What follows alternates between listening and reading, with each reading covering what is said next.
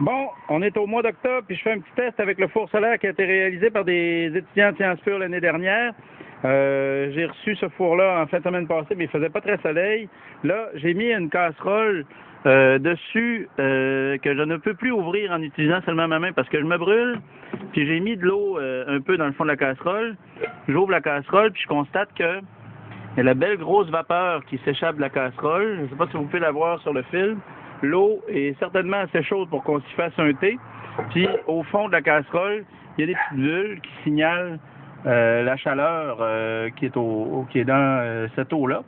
On est près du point d'ébullition là, dans la casserole. Vous voyez que les bords, dès qu'on penche un peu la casserole, les bords de la casserole sont aussi très très chauds. Puis c'est ce qui fait que l'eau fait des bulles dès qu'on déplace un petit peu la casserole.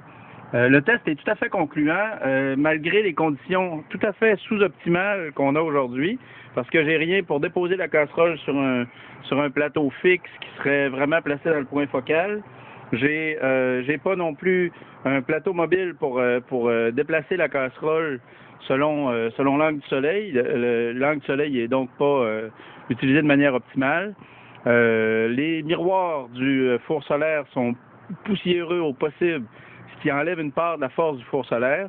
Mais malgré toutes ces conditions-là, le four solaire est quand même capable de chauffer de l'eau à une température qui vraiment là s'approche du point d'ébullition. C'est assez chaud en tout cas pour qu'on puisse pressentir que avec des conditions un peu meilleures, on pourrait certainement faire cuire quelque chose dans ce four solaire-là. Fait que on tient un bon filon. La suite des événements à mesure que les tests vont se continuer. Merci beaucoup. Bonne journée.